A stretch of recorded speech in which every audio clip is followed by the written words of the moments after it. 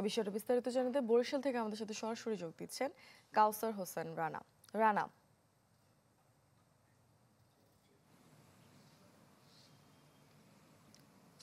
হ্যাঁ মূর্ছনা, উপাচার্যের পদত্যাগের দাবিতে যে আন্দোলন ধারাবাহিকভাবে চালিয়ে আসছিলেন বিশ্ববিদ্যালয়ের শিক্ষার্থীরা, তারই ধারাবাহিকতায় গতকাল রাত থেকে আমরণ অনশন কর্মসূচি শুরু করেছে আন্দোলনরত শিক্ষার্থীদের একাংশ, এবং এই মুহূর্তে তারা সেই কর্মসূচি চালিয়ে যাচ্ছেন। আমরা এসেছি বিশ্ববিদ্যালয়ের প্রাঙ্গণে। এখানে প্রশাসনিক ভবনের গ্রাউন্ড ফ্লোরে অবস্থান নিয়েছে গতকাল রাতেই।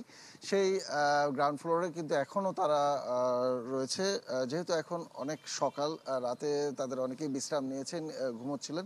তাদের ভিতর থেকে বেশ কয়েকজন এখনও জেগে বসে রয়েছেন, এবং তাদের যে প্ল্যাকার্ডগুলো রয়েছে সেইগুলো কিন্তু এখনও সেখানে রয়েছে। এবং আমরা রাতে যে কথা বলেছিলাম যে কি জন্য তারা আমরণ অনশন কর্মসূচির মতন কর্মসূচি শেষ পর্যন্ত নিতে বাধ্য হলেন, তখন কিন্তু তারা জানিয়েছেন যে গতকাল রাতে উপাচার্য ডক্টর সুচিতা শর্মিন একটি ফেসবুকে এসে সামাজিক যোগাযোগ মাধ্যমে একটি লাইভ করেন, যেখানে আন্দোলনরত শিক্ষার্থীদেরকে নিয়ে নানা রকম প্রহসনামূলক বক্তব্য দিয়েছেন বলে তারা দাবি করেছে, যেটি আসলে তাদের যে আবেগ রয়েছে সেখানে আঘাত এনেছে, যার ফলে কিন্তু তারা যে এক দফা দাবিটি জানিয়ে আসছিল সেখান থেকে আরও বেশি বলা যায় যে সোচ্চার হয়েছে।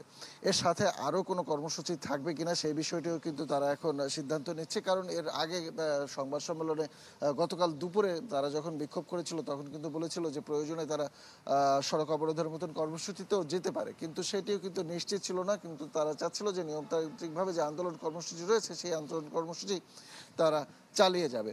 তো এখন পর্যন্ত যে পরিস্থিতি রয়েছে, এখন তারা সংবাদ সম্মেলনের গতকাল রাতে সংবাদ সম্মেলন করে আমরণ অনশন কর্মসূচির ঘোষণা দিয়েছে, এবং আমরা দেখেছি আন্দোলনরত শিক্ষার্থীদের মধ্যে 8-9 জন এই কর্মসূচিতে অংশ নিয়েছে, এবং বাকি যারা রয়েছে তারা অন্য কোনো কর্মসূচি ঘোষণা দিতে পারে এমনটি তারা জানিয়েছেন। তবে আশা করছেন এর ভিতরে সিদ্ধান্ত চলে আসবে উপাচার্য পদত্যাগের।